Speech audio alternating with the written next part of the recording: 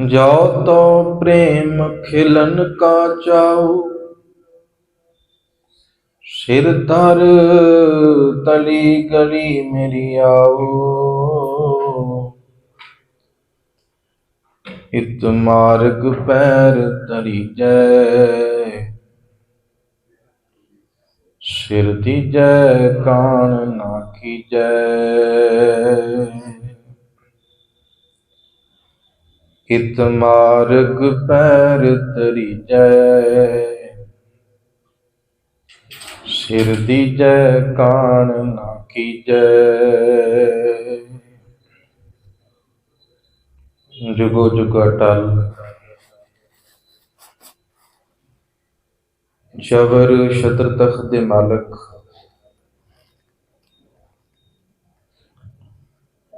सतगुरु गुरु ग्रंथ साहिब महाराज तिन्हां दी पाक पवित्र हजूरी अंदर सफरे शहादत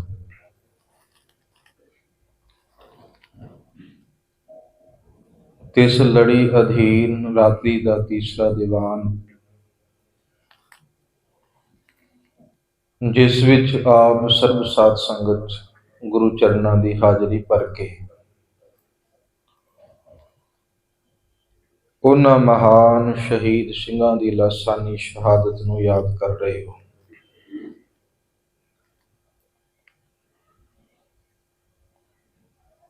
ਧੰਨ ਗੁਰੂ ਗੋਬਿੰਦ ਸਿੰਘ ਮਹਾਰਾਜ ਜੀ ਨੂੰ ਕਿਸੇ ਨੇ ਸਵਾਲ ਕੀਤਾ,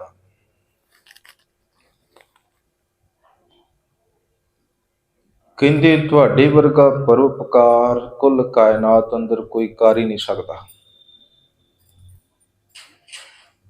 ਤੁਸੀਂ ਆਪਣਾ ਸਰਬ ਵੰਸ਼ ਜਿਹੜਾ ਹੈ ਉਹ ਵਾਰ ਦਿੱਤਾ ਹੈ। ਕਾਇਨਾਤ ਅੰਦਰ ਜਿਹੜਾ ਹੈ ਸਰਬੰਸ ਦਾਨੀ ਵੀ ਆਪ ਜੀ ਨੂੰ ਕਿਹਾ ਜਾਂਦਾ ਹੈ। ਵੰਸ਼ ਵਿੱਚੋਂ ਜਿਹੜਾ ਹੈ ਕੋਈ ਵੀ ਤੁਸੀਂ ਆਪਣਾ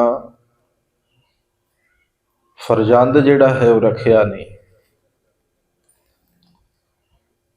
ਗੁਰੂ ਗੋਬਿੰਦ ਸਿੰਘ ਮਹਾਰਾਜ ਜੀ ਨੇ ਤੇ ਪਹਿਲਾਂ ਹੀ ਇਹ ਗੱਲ ਸਪਸ਼ਟ ਕਰ ਦਿੱਤੀ ਸੀ, ਇਨ ਪੁੱਤਰਨ ਕੇ ਸ਼ੀਸ਼ ਪਰ ਵਾਰ ਦੀਏ ਸੁਤ ਚਾਰ, ਚਾਰ ਮੁਏ ਤੋਂ ਕਿਆ ਪਿਆ ਜੀਵਤ ਕਈ ਹਜ਼ਾਰ।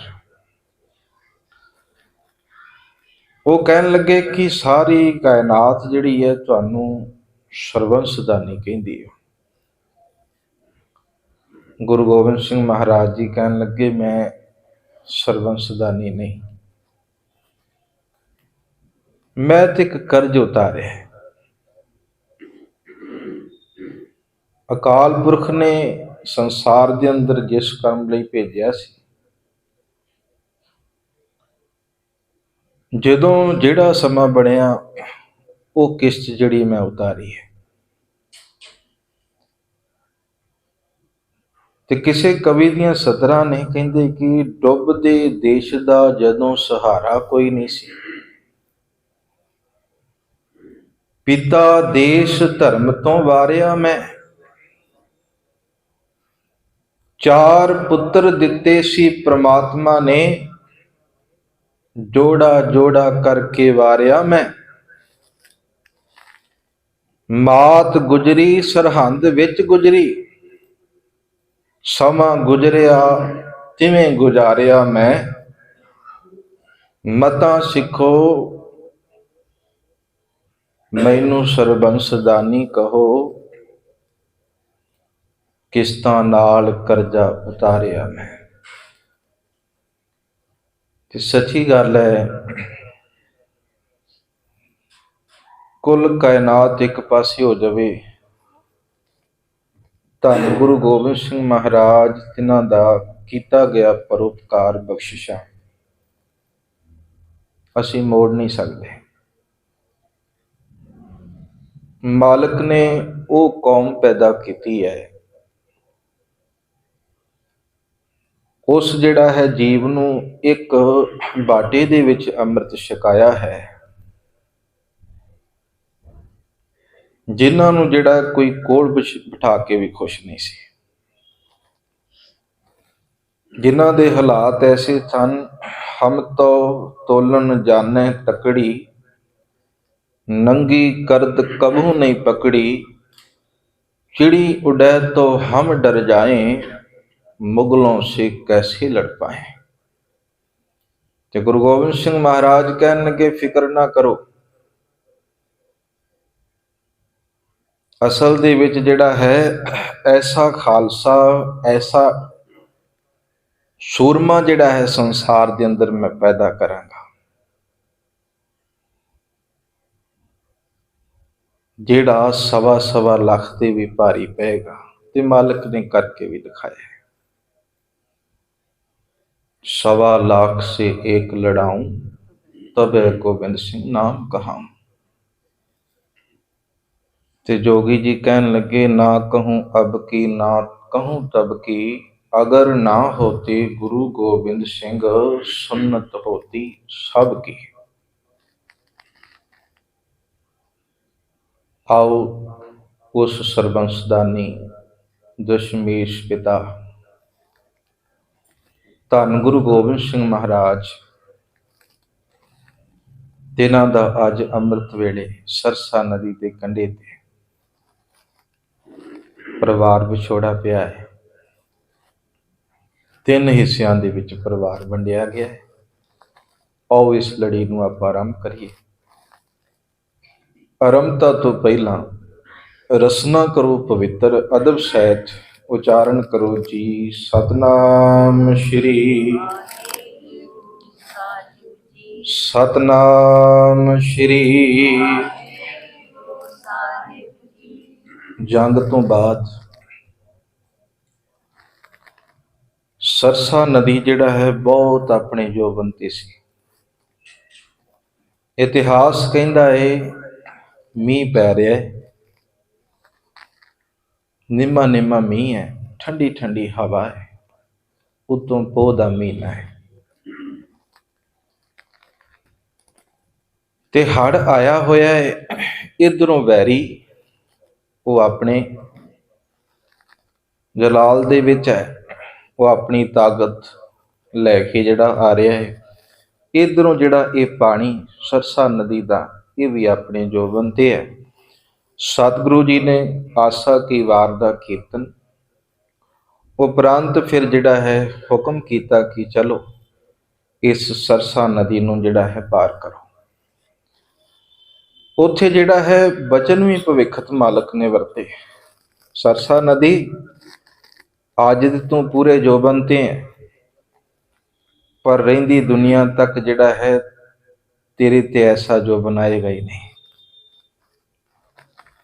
ਅੱਜ ਤੂੰ ਛਾਲਾ ਮਾਰ ਰਹੀ ਹੈ, ਅੱਜ ਤੂੰ ਵੀ ਆਪਣੇ ਰੋਬ ਦੇ ਵਿੱਚ ਹੈ। ਅਗਾਂਹ ਜਿਹੜਾ ਹੈ ਆਉਣ ਵਾਲਾ ਸਮਾਂ ਕਦੀ ਜਿਹੜਾ ਹੈ ਐਸਾ ਆਏਗਾ ਹੀ ਨਹੀਂ। ਤੇ ਵਸਨੀਕ ਇਹ ਗੱਲ ਦਾ ਜਿਹੜਾ ਇਹ ਗੱਲ ਦੀ ਪੁਸ਼ਟੀ ਕਰਦੇ ਨੇ ਕਿ ਜਿਹੜਾ ਹੜ ਉਸ ਸਮੇਂ ਆਇਆ ਸੀ ਉਹ ਅੱਜ ਤੱਕ ਉਸ ਨਦੀ ਵਿੱਚ ਆਇਆ ਹੀ ਨਹੀਂ। ਇਹ ਮਾਲਕ ਦੇ ਕਹਿ ਲਓ ਕਿ ਵਾਕ ਨੇ, ਸਮਰੱਥ ਨੇ ਗੁਰੂ ਸਤਿਗੁਰੂ ਜੀ ਨੇ ਉੱਥੇ ਵਰਤੇ। ਹੜ ਬਹੁਤ ਤੇਜ਼ ਹੈ, ਗੁਰੂ ਕੇ ਪਿਆਰੇ ਨੰਗੇ ਨੇ, ਗੁਰੂ ਕੇ ਮਹਿਲ ਵੀ, ਸਾਹਿਬਜ਼ਾਦੇ ਵੀ। ਇੱਥੋਂ ਤੱਕ ਕਈ ਜਿਹੜੇ ਗੁਰਸਿੱਖ ਗੁਰੂ ਕੇ ਪਿਆਰੇ ਉਹ ਸਰਸਾ ਨਦੀ ਦੇ ਕੰਢੇ ਤੇ ਜਦੋਂ ਪਾਰ ਲੰਘਣ ਵਾਲੇ ਨੇ ਤੇ ਉਸ ਹੜ ਦੇ ਵਿੱਚ ਜਿਹੜਾ ਹੈ ਵਹਿ ਤੁਰੇ ਨੇ। ਕੀਮਤੀ ਗ੍ਰੰਥ ਜਿਹੜੇ ਸਨ ਉਹ ਵੀ ਉਸ ਸਰਸਾ ਦੇ ਭੇਟ ਹੋ ਗਏ। ਵਿਦਿਆ ਸਾਗਰ ਗ੍ਰੰਥ ਆਦਿਕ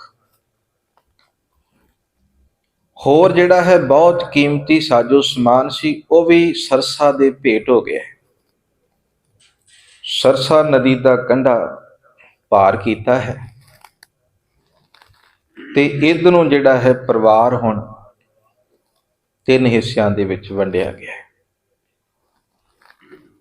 ਗੁਰੂ ਕੇ ਮਹਿਲ ਮਾਤਾ ਸੁੰਦਰੀ ਜੀ, ਮਾਤਾ ਸਾਹਿਬ ਕੌਰ, ਭਾਈ ਮਣੀ ਸਿੰਘ ਜੀ ਅਤੇ ਇੱਕ ਹੋਰ ਗੁਰੂ ਕਾ ਪਿਆਰਾ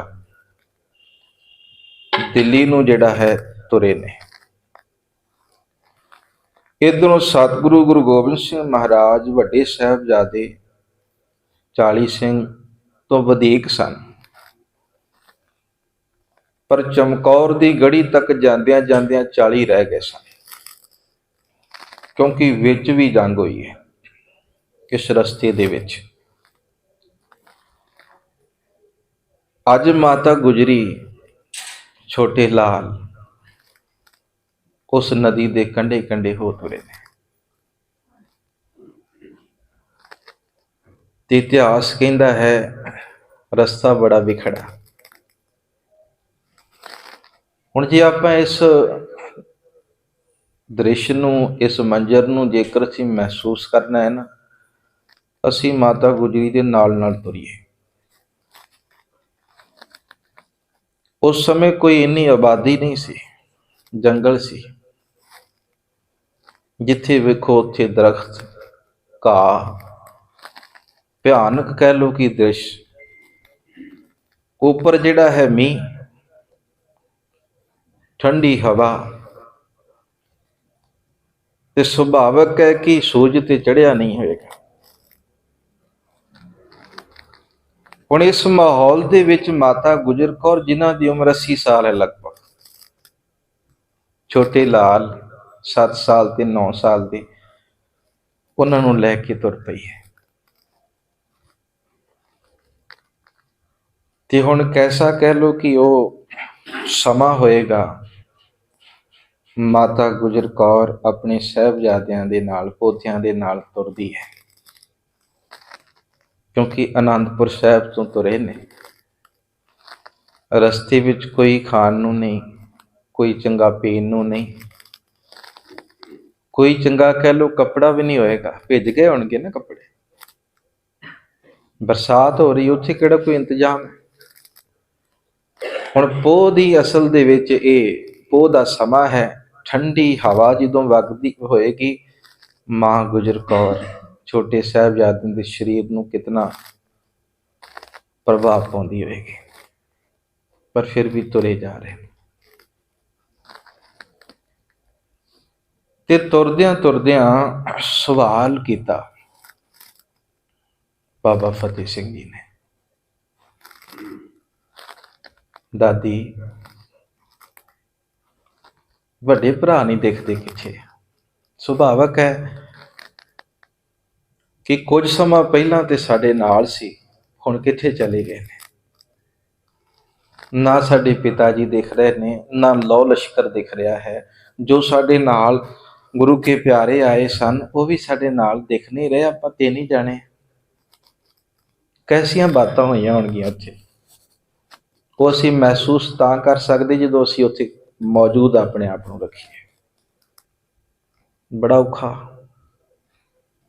पिछे फौज लगी है, कदों कित्थों घेरा पै जाना है कोई पता नहीं।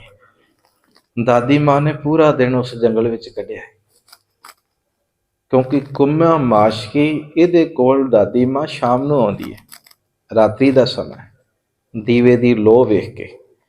ते आप अंदाजा लगाओ, आसा की वार तो बाद, जंग तो बाद जिहड़ा है सरसा नदी पार कीती है, ते सारा दिन मां गुजर कौर ने उस जंगलों विच कढिया। दादी से बोले अपने सिपाही किधर गए, अल्लाह यार खां जोगी। दरिया पे छोड़ के माही किधर गए, कि दादी साडे सिपाही किथे ने, दादी साडे नाल असल दे विच जो आए सन किथे ने, सानू दिख नहीं रहे, दसो। अब्बा भगा के लश्कर शाही किधर गए, भाई भी हमें भूल गए। शौक ए जंग में ख्याल तक नहीं आया, जौक ए तुफंग में। कहन लगे साडे वड्डे भरावां नूं भी असल दे विच साडा चेता नहीं आया, असीं किथे हैं, ख्याल नहीं आया। हुण इह बलबला उठदा है, ये नहीं कि नहीं उठदा। ਜਿਨ੍ਹਾਂ ਦੀ ਅਵਸਥਾ ਐਸੀ ਸੀ ਕਿ, ਕਿਉਂਕਿ ਚਮਕੌਰ ਦੀ ਗੜੀ ਵਿੱਚ ਵੀ ਇਸ ਗੱਲ ਦਾ ਜ਼ਿਕਰ ਆਉਂਦਾ ਹੈ। ਬਾਬਾ ਜੁਝਾਰ ਸਿੰਘ ਜੀ, ਪਿਤਾ ਜੀ ਮੈਨੂੰ ਆਗਿਆ ਦਿਓ, ਮੈਂ ਥੋੜ੍ਹਾ ਜਿਹਾ ਬਾਹਰ ਨਿਕਲਿਆ, ਇਹ ਗੱਲ ਸਪਸ਼ਟ ਕਰਨ ਵਾਸਤੇ ਕਿ ਕਿਵੇਂ ਜੀ ਉਹਨਾਂ ਦਾ ਲੱਗਦਾ ਹੋਏਗਾ। ਆਗਿਆ ਦਿਓ, ਮੇਰਾ ਹੁਣ ਚਿੱਤ ਨਹੀਂ ਲੱਗਦਾ ਕਿਉਂਕਿ ਮੇਰਾ ਭਰਾ ਸ਼ਹੀਦ ਹੋ ਗਿਆ, ਮੈਂ ਵੀ ਸ਼ਹੀਦੀਆਂ ਪਾਉਣੀਆਂ ਜਾ ਕੇ।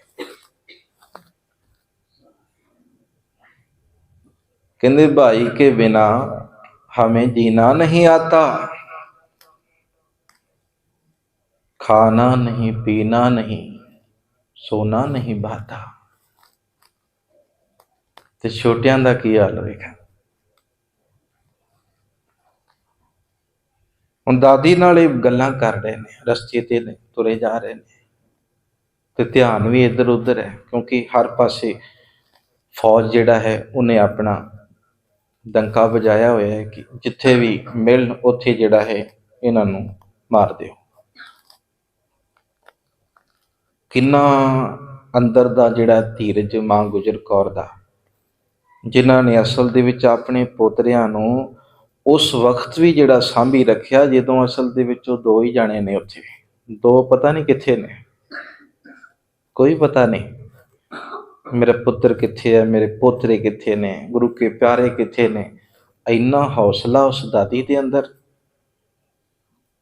ਕਮਾਲ ਦੀ ਬਾਤ ਹੈ।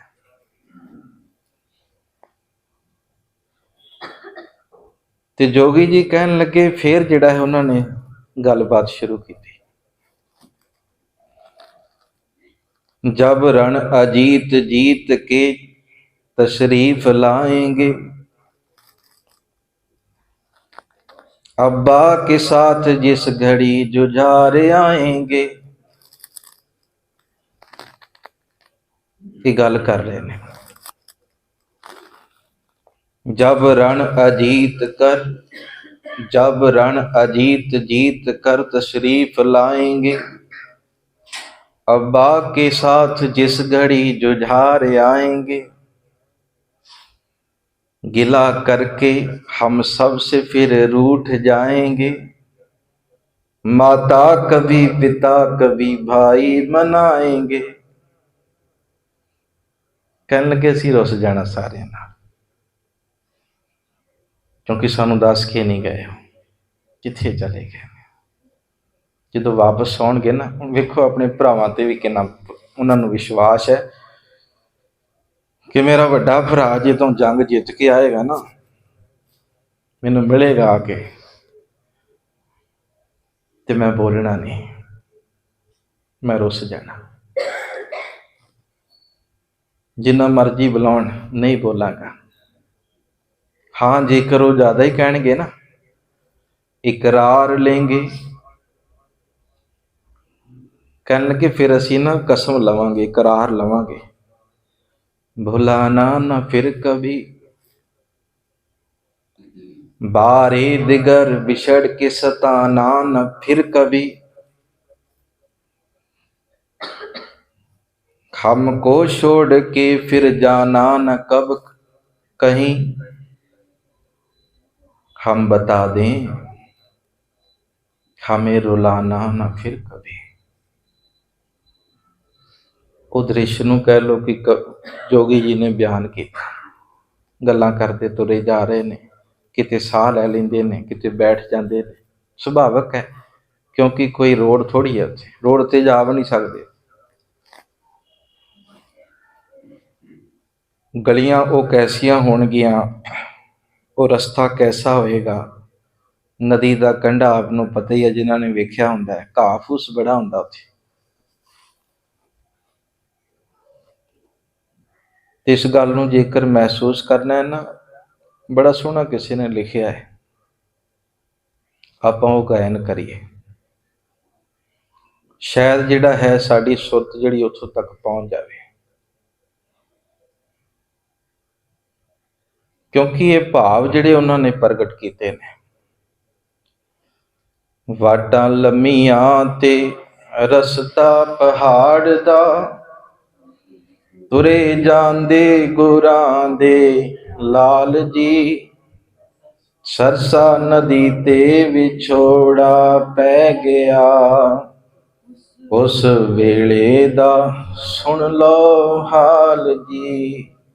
ਵਾਟਾਂ ਲੰਮੀਆਂ ਤੇ ਰਸਤਾ ਤੁਰੇ ਜਾਂਦੇ ਗੁਰਾਂ ਦੇ। ਸਰਸਾ ਨਦੀ ਤੇ ਵਿਛੋੜਾ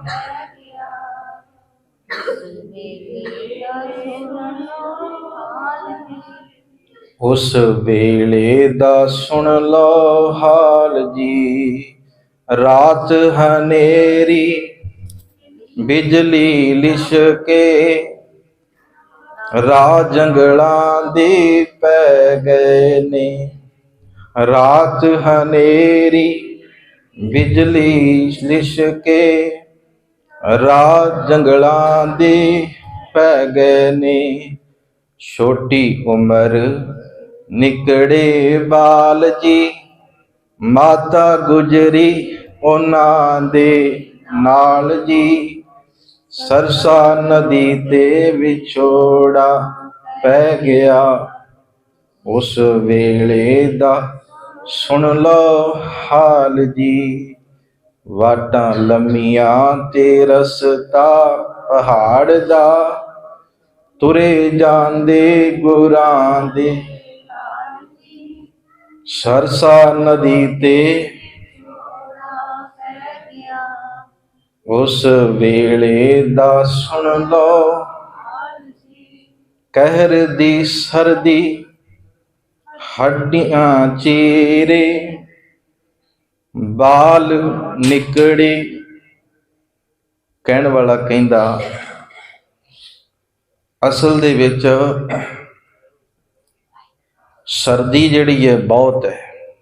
ਗਿੱਲੇ ਕੱਪੜੇ ਨੇ, ਹੱਡੀਆਂ ਨੂੰ ਚੀਰ ਰਹੀ ਹੈ, ਭਾਵ ਅੰਦਰ ਤੱਕ ਜਾ ਰਹੀ ਹੈ। ਤੇ ਉਸ ਅਵਸਥਾ ਦੇ ਵਿੱਚ ਵੀ ਜਿਹੜਾ ਹੈ ਮਾਤਾ ਦੇ ਅੰਦਰ ਕਿੰਨਾ ਟਿਕਾ ਹੈ। ਕਹਿਰ ਦੀ ਸਰਦੀ ਹੱਡੀਆਂ ਚੀਰੇ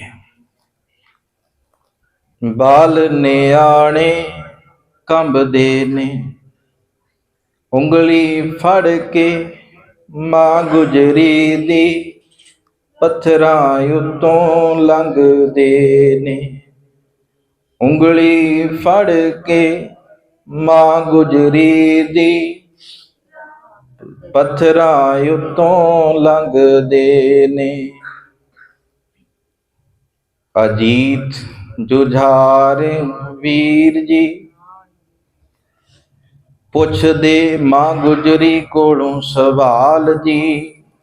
ਸਰਸਾ ਨਦੀ ਤੇ ਵਿਛੋੜਾ ਪੈ ਗਿਆ। ਉਸ ਵੇਲੇ ਦਾ ਸੁਣ ਲਓ ਹਾਲ। ਕਦੋਂ ਅਜੀਤ ਤੇ ਜੁਝਾਰ ਵੀਰੇ ਆਉਣਗੇ। ਮਾਂ ਗੁਜਰੀ ਤੋਂ ਪੁੱਛਦੇ ਸਵਾਲ ਜੀ। ਸਰਸਾ ਨਦੀ ਤੇ ਵਿਛੋੜਾ ਪੈ ਗਿਆ। ਉਸ ਵੇਲੇ ਦਾ ਸੁਣ ਲਓ ਹਾਲ ਜੀ। ਮਾਂ ਤੁਰੀ ਜਾ ਰਹੀ ਹੈ। ਇਤਿਹਾਸ ਕਹਿੰਦਾ ਹੈ ਕਦੀ ਬਾਬਾ ਫਤਿਹ ਸਿੰਘ ਜੀ ਨਾਲ, ਕਿਉਂਕਿ ਖੱਚਰ ਹੈ, ਉੱਤੇ ਸਵਾਰ ਹੋ ਜਾਂਦੇ ਨੇ। ਕਦੀ ਜੋਰਾਵਰ ਸਿੰਘ ਜੀ, ਕਿਉਂਕਿ ਵਿਖੜਾ ਰਸਤਾ ਹੈ, ਸਾਫ਼ ਨਹੀਂ ਹੈ, ਪੈਂਡਾ ਤੈਅ ਕਰ ਲੈਂਦੇ। ਸ਼ਾਮ ਪੈ ਗਈ, ਬਿਆਬਾਨ ਜੰਗਲ। ਚਿੱਤ ਜਿਹੜਾ ਹੁਣ ਕਰਦਾ ਹੈ ਕਿ ਭਿਆਨਕ ਜਾਨਵਰ ਵੀ ਹੋਣਗੇ, ਕਿਤੇ ਨਾ ਕਿਤੇ ਟਿਕਾਣਾ ਕੀਤਾ ਜਾਵੇ, ਕਿਉਂਕਿ ਛੋਟੇ ਲਾਲ ਨਾਲ ਨੇ। ਕਹਿਰ ਦੀ ਠੰਡ ਹੈ ਤੇ ਰਾਤ ਸਮੇਂ ਤੇ ਹੋਰ ਜ਼ਿਆਦਾ ਹੀ ਹੋ ਜਾਂਦੀ ਹੈ। ਉਸ ਕਿਨਾਰੇ ਤੇ ਚੱਲਦਿਆਂ ਹੋਇਆਂ ਦੂਰ ਜਿਹੜਾ ਇੱਕ ਲੋ ਦਿਖੀ ਹੈ ਦੀਵੇ ਦੀ। ਮਾਤਾ ਗੁਜਰੀ ਉੱਥੇ ਪਹੁੰਚੇ ਨੇ। ਦਰਵਾਜ਼ਾ ਖਟਖਟਾਇਆ। ਕਹਿਣ ਲੱਗੇ ਦਰਵਾਜ਼ਾ ਖੋਲੋ, ਅਸੀਂ ਇੱਥੇ ਰਾਤ ਬਤੀਤ ਕਰਨੀ ਹੈ। ਤੇ ਅੰਦਰੋਂ ਜਿਹੜਾ ਆਵਾਜ਼ ਆਉਂਦੀ ਹੈ, ਮੇਰੇ ਕੋਲ ਤੇ ਕੁੱਲੀ ਹੈ, ਕੋਈ ਇੰਨਾ ਵੱਡਾ ਘਰ ਨਹੀਂ, ਤੇ ਮਸਾਂ ਕਿਤੇ ਮੈਂ ਹੀ ਇੱਥੇ ਪੈਣਾ, ਤੁਹਾਡਾ ਇੱਥੇ ਮੈਂ ਰਹਿਣ ਬਸੇਰਾ ਕਿਵੇਂ ਕਰਦੇ ਆ, ਵੇਖਿਆ ਨਹੀਂ ਅਜੇ। ਬਾਬਾ ਜ਼ੋਰਾਵਰ ਸਿੰਘ ਜੀ ਨੇ ਫਿਰ ਕਿਹਾ ਕਿ ਅਸੀਂ ਰਾਤ ਇੱਥੇ ਬਤੀਤ ਕਰਨੀ ਹੈ, ਅਸੀਂ ਥੱਕੇ ਹੋਏ ਹਾਂ। ਉਹ ਜਿਹੜਾ ਹੈ ਉਮਰ ਵੀ ਉਹਨਾਂ ਦੀ ਵਡੇਰੀ ਹੈ। ਦਰਵਾਜ਼ਾ ਖੋਲ੍ਹਿਆ, ਕੀ ਵੇਖਦੇ ਨੇ, ਇੱਕ ਬਜ਼ੁਰਗ ਮਾਈ, ਦੋ ਨਾਲ ਛੋਟੇ ਬੱਚੇ ਦਰਵਾਜ਼ੇ ਤੇ ਖੜੇ ਨੇ। ਤੇ ਪਹਿਲਾਂ ਤੇ ਪਛਾਣਿਆ ਨਹੀਂ, ਕਹਿਣ ਲੱਗੇ ਆਓ ਅੰਦਰ ਆਓ। ਦੀਵੇ ਦੀ ਲੋ ਦੇ ਵਿੱਚ ਜਦੋਂ ਵੇਖਿਆ, ਇਹ ਤੇ ਮਾਂ ਗੁਜਰ ਕੌਰ ਹੈ। ਚਰਨੀ ਢਹਿ ਪਿਆ, ਪਛਾਣ ਲਿਆ ਉਹਨੇ। ਇਤਿਹਾਸ ਉਹਨੂੰ ਕੌਮਾਂ ਮਾਸ਼ਕੀ ਕਹਿੰਦਾ। ਧੱਕੇ ਨਾਲ ਜਦੋਂ ਧਰਮ ਪਰਿਵਰਤਨ ਕਰਵਾਇਆ ਗਿਆ, ਕਰੀਮ ਬਖਸ਼ ਉਹਦਾ ਨਾਂ ਫਿਰ ਹੋਇਆ। ਤੇ ਚੇਤੇ ਰੱਖਿਓ, ਇਹ ਗੁਰੂ ਕਾ ਪਿਆਰਾ ਜਿਹਨੇ ਜਿਹੜਾ ਇੱਕ ਰਾਤ ਅਸਲ ਦੇ ਵਿੱਚ ਜਿਹੜਾ ਹੈ ਇੱਥੇ ਗੁਜ਼ਾਰਨ ਦਿੱਤੀ ਹੈ। ਇਤਿਹਾਸ ਨੇ ਇਸ ਜਿਹੜਾ ਹੈ ਪਿਆਰੇ ਨੂੰ ਅਟੱਲ ਕਰ ਦਿੱਤਾ। ਜਦੋਂ ਵੇਖਿਆ ਕਿ ਸਾਹਿਬਜ਼ਾਦੇ ਨੇ, ਮਾਂ ਗੁਜਰ ਕੌਰ ਹੈ, ਪੈਰੀਂ ਪੈ ਗਿਆ, ਮਾਂ ਮੈਂ ਪਛਾਣਿਆ ਨਹੀਂ, ਨਹੀਂ ਤੇ ਮੈਂ ਪਹਿਲਾਂ ਇਹ ਲਫ਼ਜ਼ ਕਹਿੰਦਾ ਨਾ, ਮੇਰੇ ਧੰਨ ਭਾਗ ਨੇ, ਤੁਸੀਂ ਮੇਰੀ ਇਸ ਝੋਪੜੀ ਵਿੱਚ ਆਏ ਹੋ, ਭਾਗ ਲੱਗ ਗਏ ਮੇਰੀ ਝੋਪੜੀ। ਆਓ ਇੱਥੇ ਜ਼ਰੂਰ ਰੁਕੋ ਤੁਸੀਂ, ਮੈਂ ਕਿਤੇ ਵੀ ਇੱਕ ਰਾਤ ਕੱਢ ਲਵਾਂ, ਕੋਈ ਗੱਲ ਨਹੀਂ, ਪਰ ਤੁਸੀਂ ਵਿਸ਼ਰਾਮ ਕਰੋ। ਸੋਹਣ ਸਿੰਘ ਸੀਤਲ ਲਿਖਦੇ ਨੇ, ਉਹਦੇ ਕੋਲ ਕੇਵਲ ਗਰਮ ਇੱਕੋ ਕੱਪੜਾ ਹੈ, ਇੱਕੋ ਕੰਬਲ ਹੈ। ਉਹਨੇ ਝੱਟ ਛੇਤੀ ਦੇ ਨਾਲ ਉਸ ਕੰਬਲ ਨੂੰ ਜਿਹੜਾ ਹੈ ਨਾ, ਜੋ ਵੀ ਇਹਦੇ ਰਹਿਣ ਬਸੇਰੇ ਵਾਸਤੇ ਛੋਟੀ ਮੋਟੀ ਮੰਜੀ ਸੀ ਜਾਂ ਕੁਛ ਵੀ ਲੈ ਲਓ, ਉੱਥੇ ਵਿਛਾ ਦਿੱਤੀ।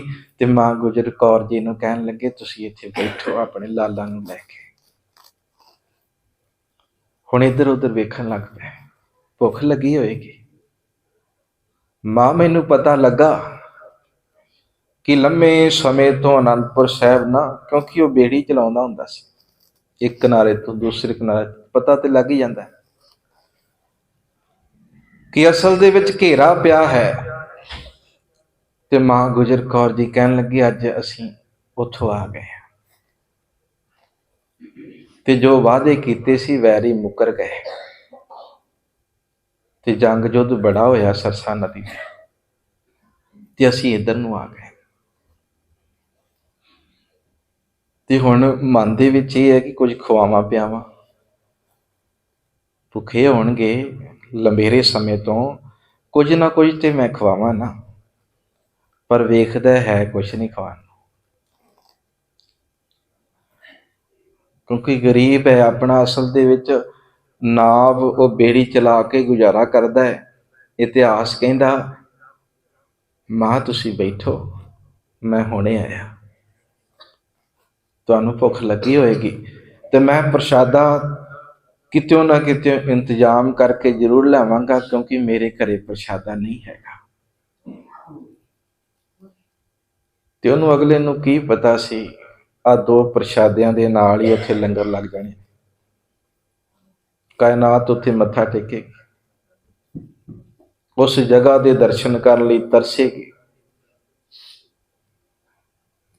ਇਤਿਹਾਸਕਾਰ ਕਹਿੰਦੇ ਨੇ ਉਹ ਫਿਰ ਭੱਜ ਕੇ ਨਾ ਗਿਆ, ਆਪਣੇ ਗੁਆਂਢ ਮੱਥੇ ਗਿਆ। ਉੱਥੇ ਵੀ ਇੱਕ ਮਾਈ ਹੈ ਜਿਹਦਾ ਨਾਮ ਇਤਿਹਾਸ ਨੇ ਲక్ష్ਮੀ ਲਿਖਿਆ ਹੈ। ਦਰਵਾਜ਼ਾ ਖਟਖਟਾਇਆ, ਕਿਉਂਕਿ ਰਾਤ ਦਾ ਸਮਾਂ, ਆਵਾਜ਼ ਪਛਾਣ ਲਈ, ਗੁਆਂਢ ਮੱਥਾ ਸੀ। ਕਹਿਣ ਲੱਗੇ ਹਾਂਜੀ ਦੱਸੋ। ਕਹਿਣ ਲੱਗੇ ਗੁਰੂ ਕੇ ਲਾਲ ਔਰ ਗੁਰੂ ਕੀ ਮਾਤਾ ਜੀ ਆਏ ਨੇ ਤੇ ਮੇਰੇ ਘਰੇ ਤੇ ਪ੍ਰਸ਼ਾਦਾ ਨਹੀਂ ਹੈ, ਜੇ ਤੁਹਾਡੇ ਕੋਲ ਕੋਈ ਇੰਤਜ਼ਾਮ ਹੈ ਕੋਈ ਪ੍ਰਸ਼ਾਦੇ ਦਾ, ਤੁਸੀਂ 2-4 ਫੁਲਕੇ ਬਣਾ ਦਿਓ, ਮੈਂ ਉਹਨਾਂ ਨੂੰ ਛਕਾ ਦਿਆਂ। ਉਹ ਮਾਈ ਲక్ష్ਮੀ ਜਿਹੜੀ ਹੈ ਉਹ ਵੀ ਸ਼ਰਧਾਲੂ ਹੈ, कहन लगी तुसीं हुणे रुको, मैं प्रशादा तैयार करवाना। मेरे को जो भी है उत्थे इतिहास कहता कि मसरी की दाल जिहड़ा ना बनाई गई उत्थे साहिबजादियां वास्ते, माता जी वास्ते। ते हुण वेखो आनंदपुर साहिब छड्डिया, उस तो बाद फिर ससा नदी सारा दिन चलदियां होइयां रात्रि के समय असल दे विच कुमे माशकी कोल पहुंचे।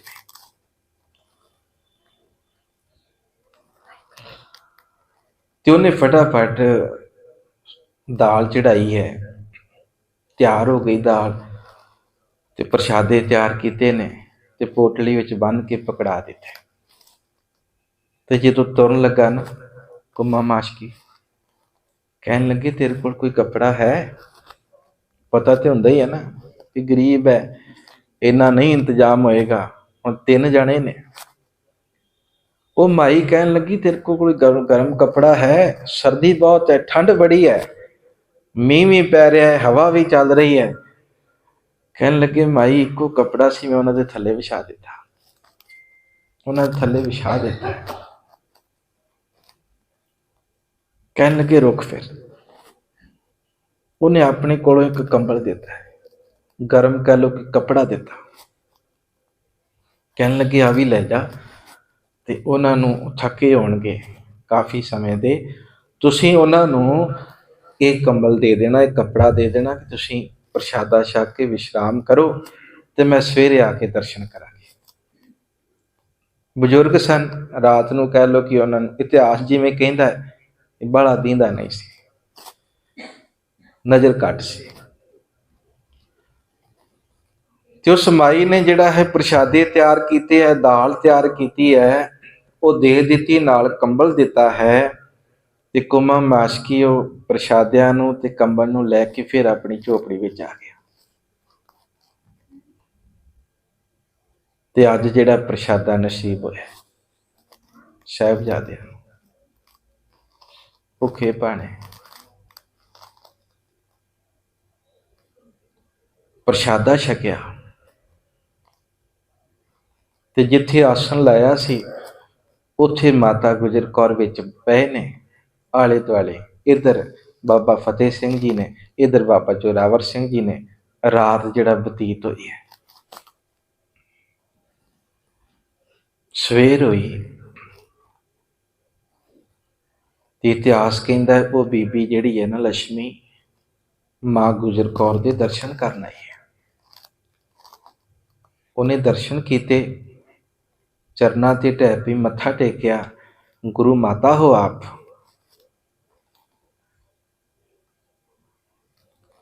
ते नाल उन्हें रात ये भी गल कही सी कि मैं जो सवेरे आवांगी ना तो मैं अपने घरों प्रशादा तैयार करके लैके आवांगी, आपां सवेरे भी छकाउणा। वो माई नाल प्रशादा जो तैयार करके लियांदा सी उन्हें वो छकाया है उत्थे सवेरे। ते इधरों जिहड़ा है हुण गंगू मिलदा,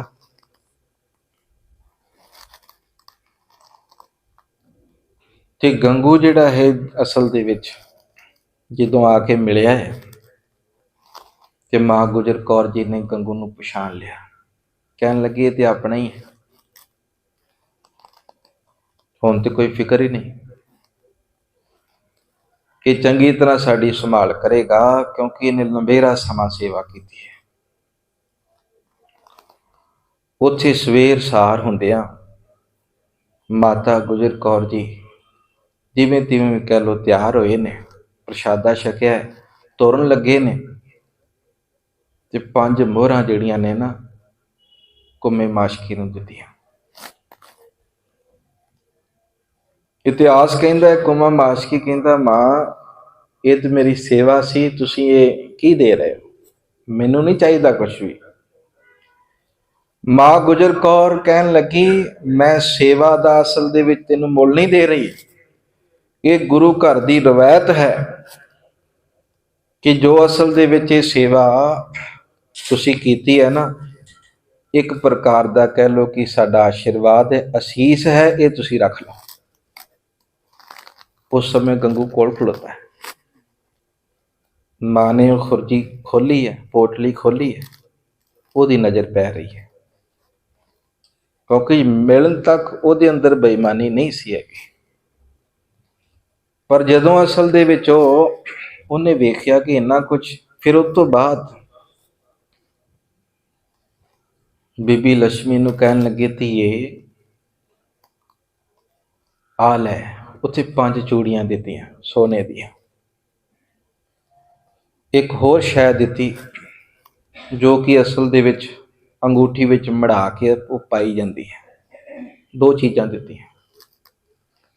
ਉੱਥੇ ਬੀਬੀ ਲక్ష్ਮੀ ਕਹਿਣ ਲੱਗੀ, ਦਾਦੀ ਮਾਂ, ਨਾਲੇ ਤਾਂ ਤੁਸੀਂ ਧੀ ਕਹਿੰਦੇ ਹੋ, ਨਾਲੇ ਇਹ ਚੀਜ਼ਾਂ ਦੇ ਰਹੇ ਹੋ, ਮੈਂ ਨਹੀਂ ਲਵਾਂਗੀ।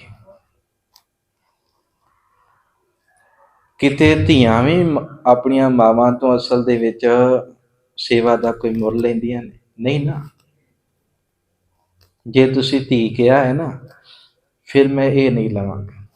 ਉੱਥੇ ਵੀ ਇਹ ਗੱਲ ਕਹੀ ਗਈ, ਧੀਏ ਇਹ ਸੇਵਾ ਦਾ ਮੁੱਲ ਨਹੀਂ, ਇਹ ਗੁਰੂ ਨਾਨਕ ਦੇ ਦਰ ਦੀ ਅਸੀਸ ਹੈ।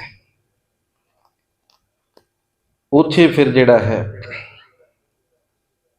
ਉਹਨਾਂ ਨੂੰ ਚੂੜੀਆਂ ਦੇ ਕੇ, ਹੋਰ ਨਾਲ ਜਿਹੜਾ ਇੱਕ ਸ਼ਹਿ ਦੇ ਕੇ ਮਾਂ ਗੁਜਰ ਕੌਰ ਜੀ ਤੁਰ ਪਏ ਨੇ ਗੰਗੂ ਦੇ ਨਾਲ।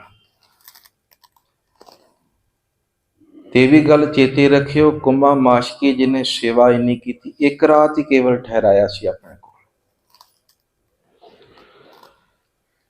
ਜਿਸ ਬਾਬਾ ਬੰਦਾ ਸਿੰਘ ਬਹਾਦਰ ਜੀ ਨੇ ਮੁਗਲਿਆ ਹਕੂਮਤ ਦੀ ਜੜ ਪੁੱਟ ਦਿੱਤੀ ਸੀ,